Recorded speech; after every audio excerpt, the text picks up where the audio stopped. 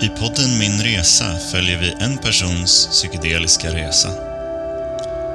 Detta samtal leds av Peder Fjällström från Nysnö.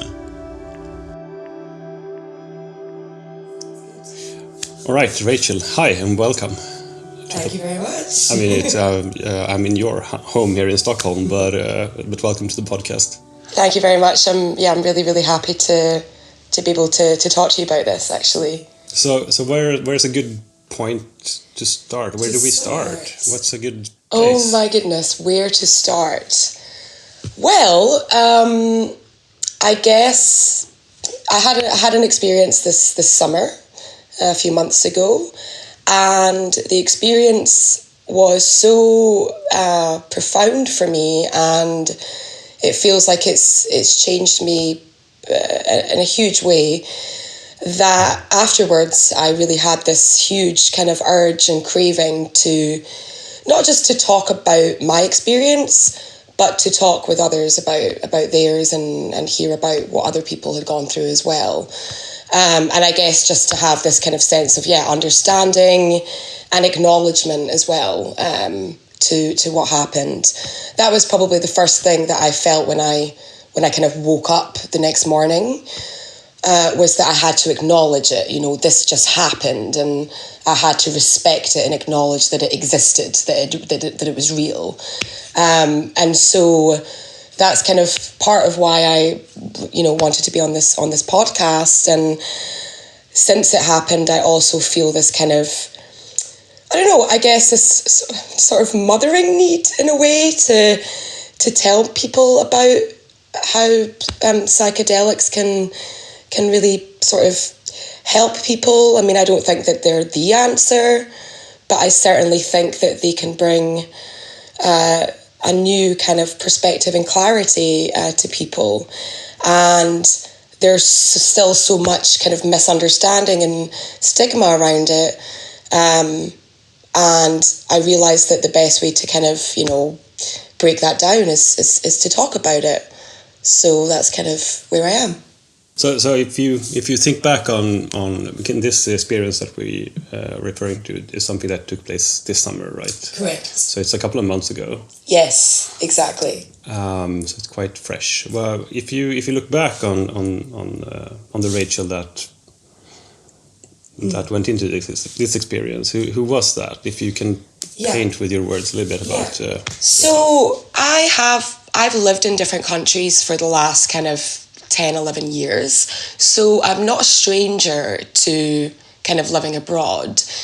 But Sweden was a little bit different. I would say the other two places were Dubai and New York. And so both of those places are very kind of, there's a lot of people that aren't from there, right? So it's, I guess, in some ways I find it a little easier to meet people that were maybe in my shoes. Also, I was a little older when I moved to Sweden. It was also a pandemic.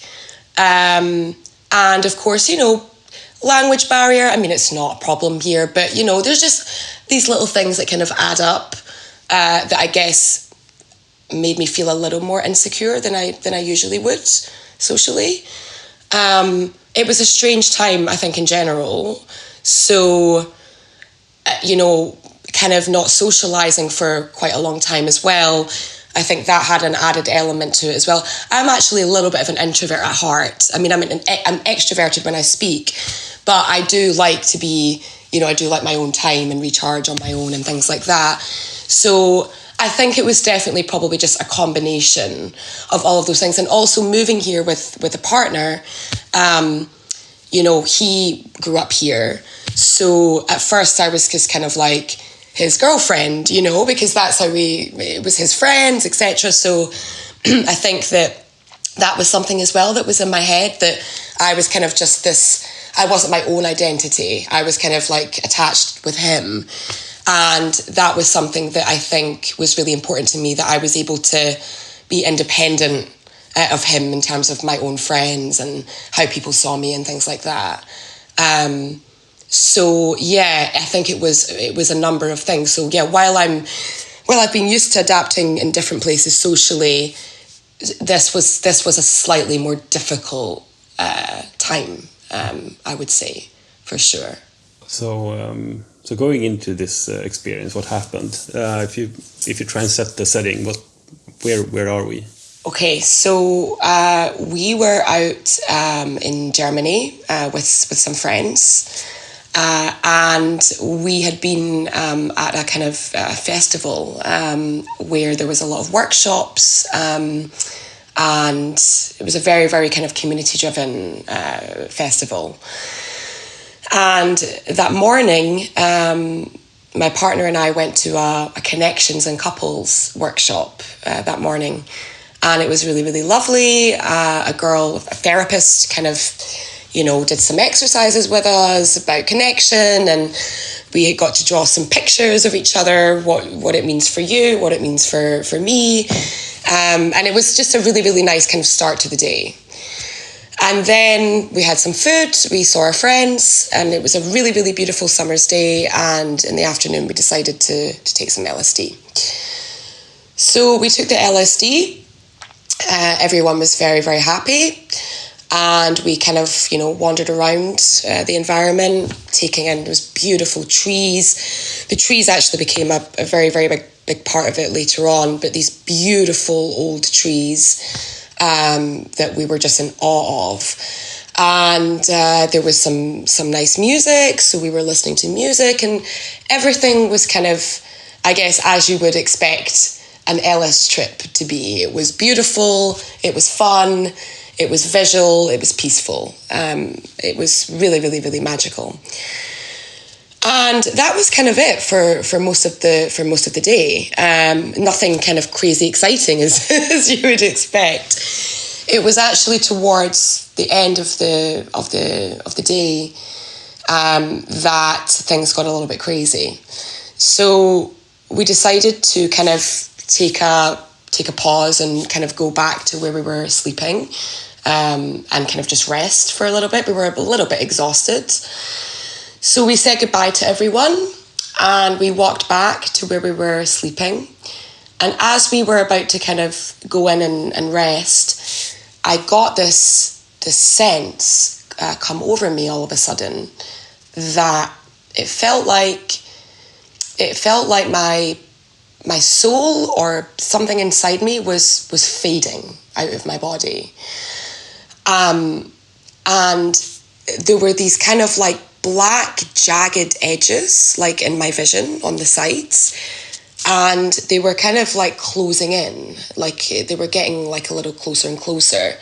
So it was almost like while I felt myself starting to fade away, I could also see my vision was starting to crumble in. So it was almost like the world was starting to leave me.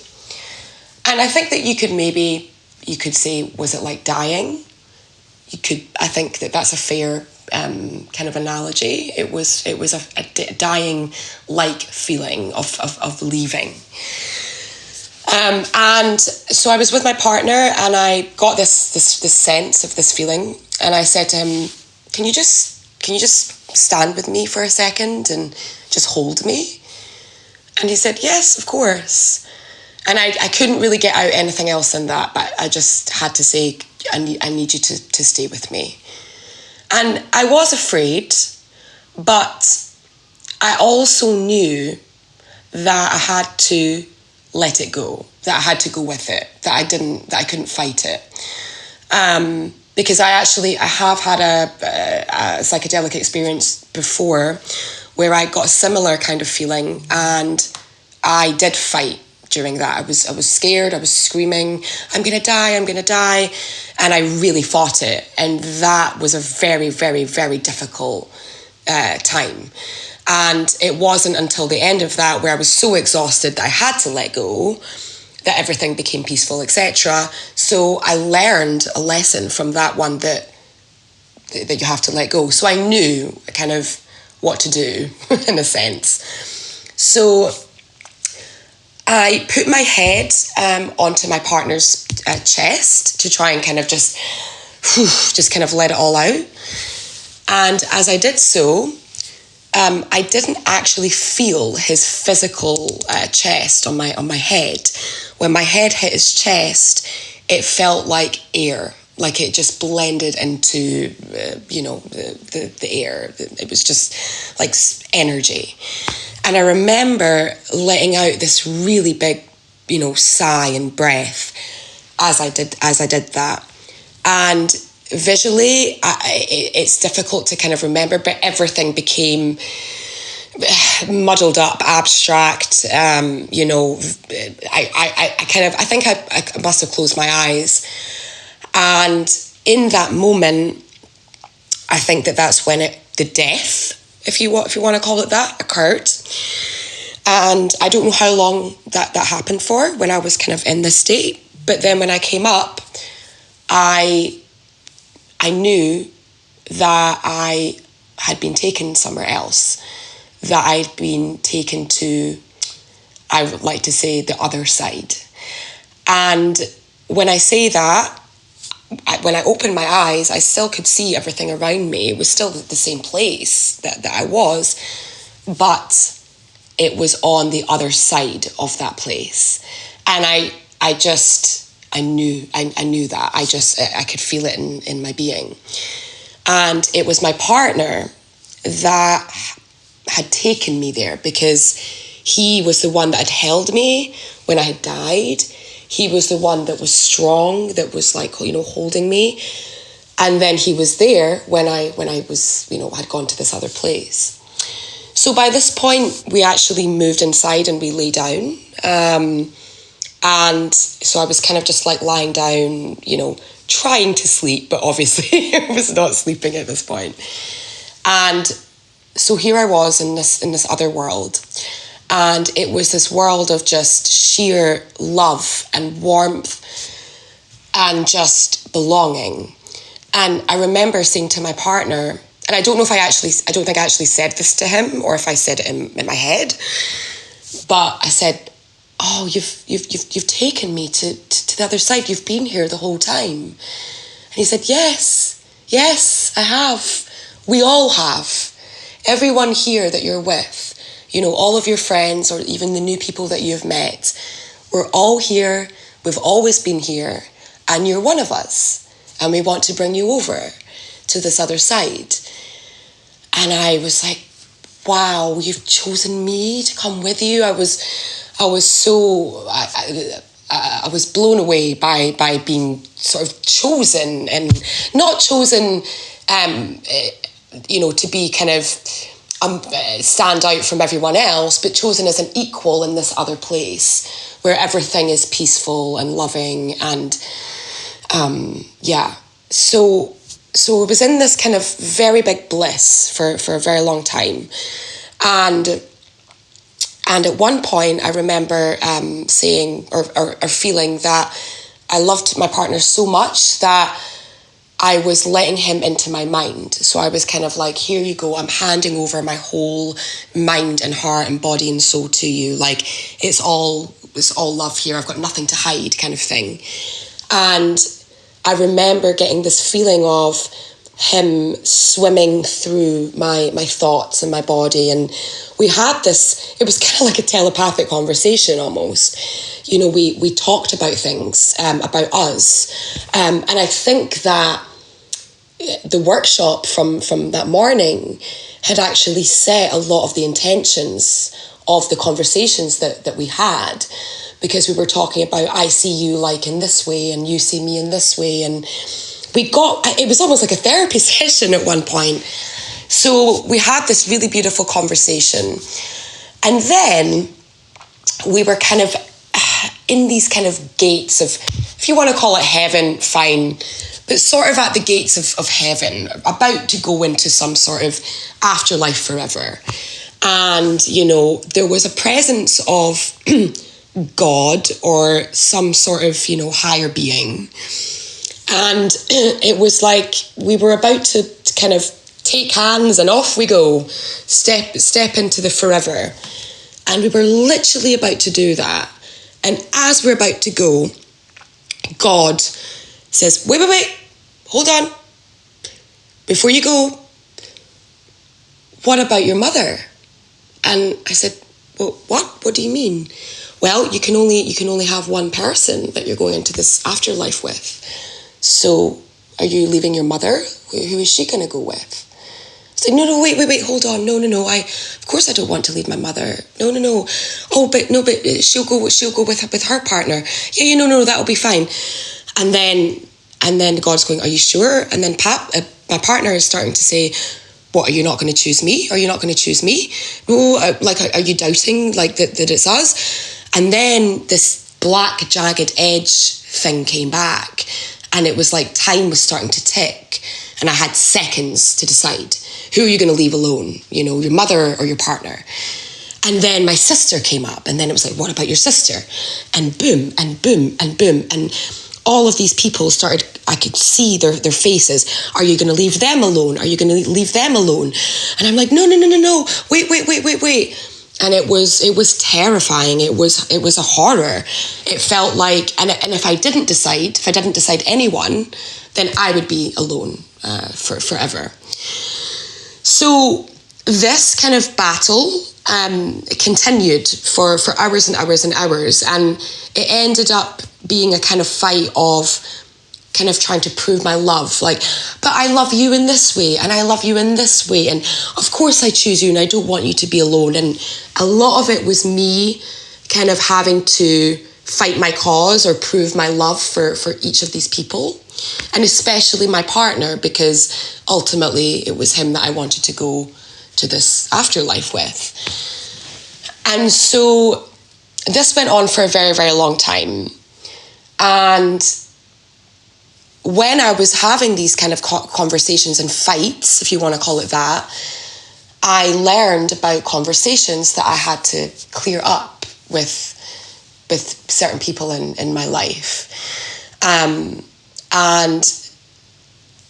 after hours, I kind of got to a point where I was so exhausted. I said, please let me go.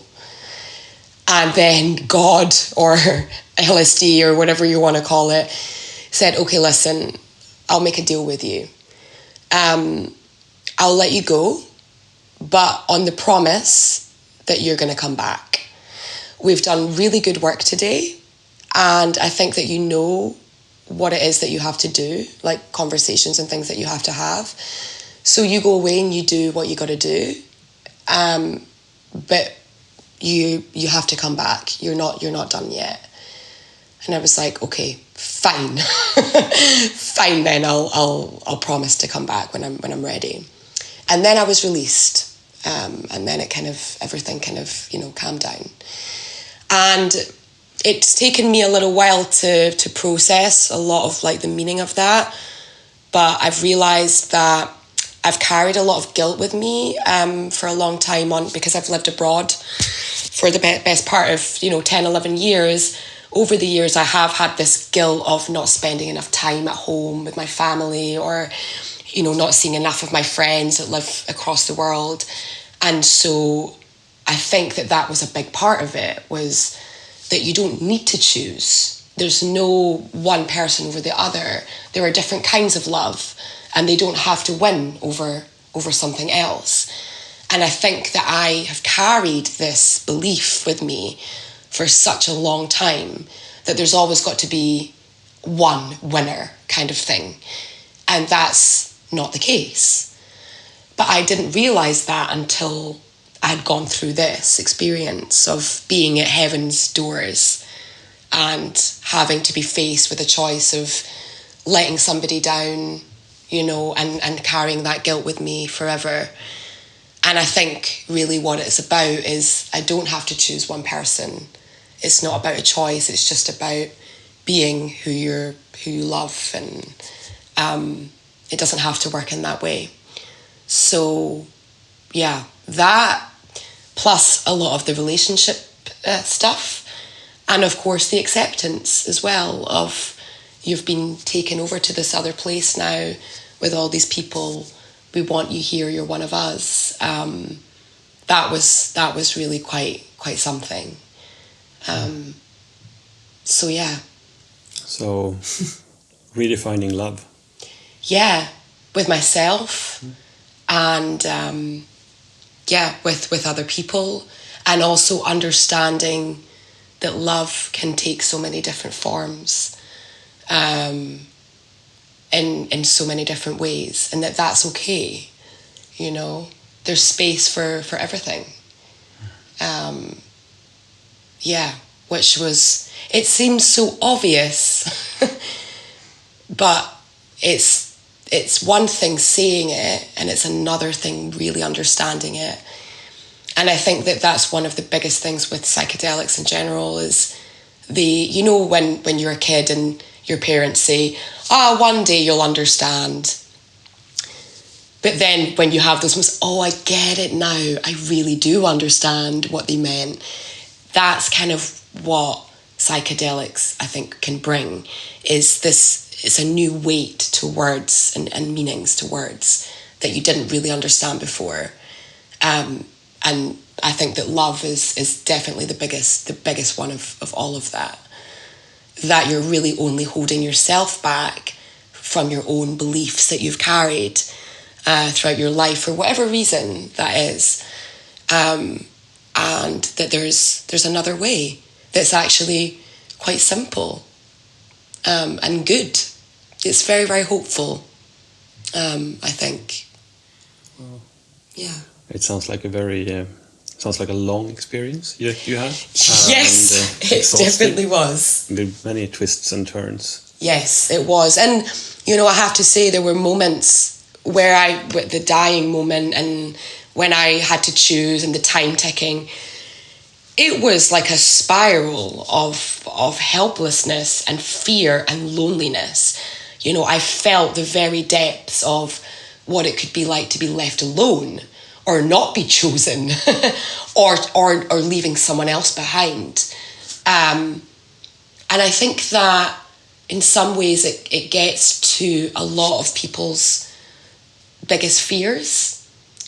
I think that it's, when we do die, are we dying alone? Do we feel alone? And, when we do die, whatever it is that you believe, is your spirit going to be, are you going to go somewhere surrounded by love and all of that? I think that is ultimately the biggest fear about death. Well, I don't know. One of them anyway. And I think that that experience, there was a dying element to it, and there was the going over to the other side and what happens when you die as well. And I think that really helped me think of it in a different way. So I think it's given me clarity both in this life and maybe for whatever the next one is as well. So during these, was it like, we're talking 12, 15 hours or something? It was about 12, 15 hours. Yeah, and it's crazy because, as I said, for the peak of things, it was a normal high, if you want to call it that. But maybe it was when I was a bit more kind of alone and had quiet around me. I don't know, but yeah, it was so unexpected. I didn't expect for it to be this deep, but I obviously needed it. Yeah. So, and I'm very, very grateful for it, and I have a very even more profound respect now for psychedelics, and I definitely won't be doing another trip really until I'm ready, because to go back there, it's an ordeal. It's hard work.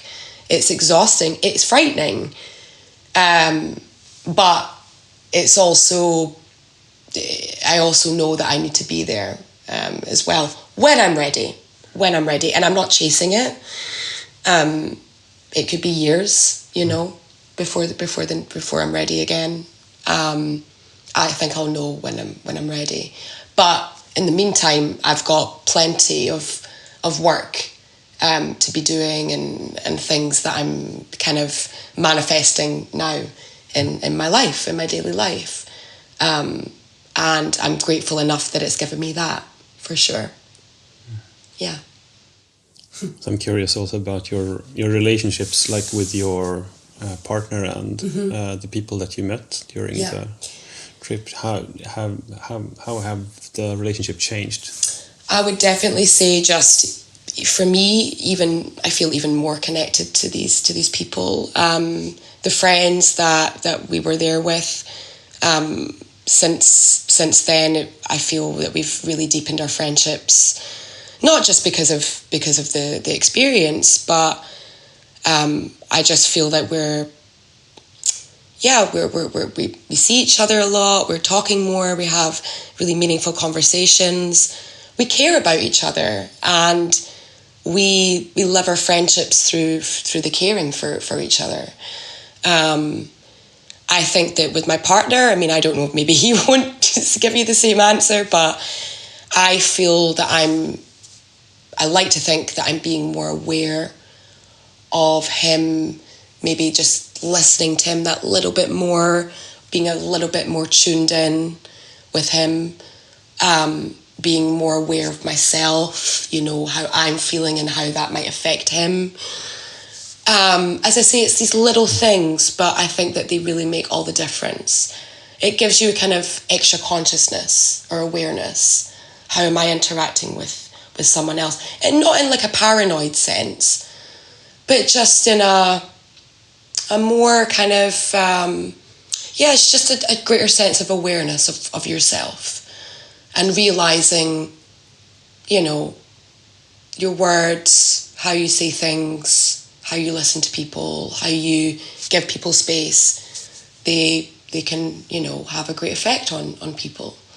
And when it's people that you love and care about, you want to nurture that, So, yeah. So what I'm picking up is also like maybe there was an element of fear of belonging. Yeah. And without that fear, it's easier to connect. Absolutely. Absolutely. 100%. If you know that you're accepted fully. Absolutely. There's no boundaries really. Exactly. It's kind of like, I always say when you're relaxed, you tend to be more creative, or, when you don't feel like a pressure of something. And I think it's a similar thing with belonging, is when you don't have this wall of, oh my goodness, what are they going to think of me? And you just let go, and you just are. And you're confident with who you are. And then kind of the magic kind of happens. Absolutely, 100%. I think that because of the nature of my life, I've kind of, have lived in different places. So I guess the theme of identity and belonging has always come up in my life. I never really felt fully connected to, I'm from Scotland, and that's where I grew up. I love it. It's my home. I stayed there till university. But even at school, even at university, I was always somebody that kind of floated around different groups of friends. I was never really had one kind of solid crew or anything like that. I was always kind of flitting around, and I like that. I was always a bit of a roamer, but I never really fully belonged in one place. And I think that I was okay with it, but I don't know, maybe as time has gone on, maybe I subconsciously did want some sort of identity or belonging with one group. I don't know. I also think, to be honest with you, that until I found kind of, the Burning Man community, I've sort of discovered that kind of community when I was living in New York, and when I met my partner. I hadn't really met people like that before. People that I just felt at home with, felt myself with, that were kind of on a similar wavelength, I guess. I hadn't really come across people like that before. I had a few, of course, but not as like a collective group. And it's been a similar thing with the people that we've met here. They feel like family. And that's a really, really incredible feeling of relief like, oh, okay, you do exist. You've been here the whole time. You know, it's it's like you find your tribe. It's really, really, really nice. Yeah. And it also makes you be able to, I think, get on with other tribes as well. You know, it's not like a us and them situation. It's not like that. It's just, just a strong, profound feeling of belonging. Yeah, I think as long as you've discovered that the sense of belonging is maybe within you, it's easier to be yourself in other groups as well. Yeah. I find that. Yeah, absolutely. Absolutely. I agree with that 100%. It's a lot. It's a lot. Yeah. So I think if we're wrapping up, but if there is anything you'd like to say that to Rachel, say 6 months ago, before this experience, if you were to say something to her, like something wise from this position. I think I would say, I think that I knew that I would find my place all along, deep down. I do think I had known that when I was feeling insecure and afraid and all of that. So I would say, you're right. Your gut is right. You actually do know yourself. And when you envision what it is that you want, the place that you want to be in, and you feel it, you can kind of get there. So I think trust yourself, definitely, is what I would say. All right. Yeah. Okay, thank you so much for this conversation. Thank you so much for listening.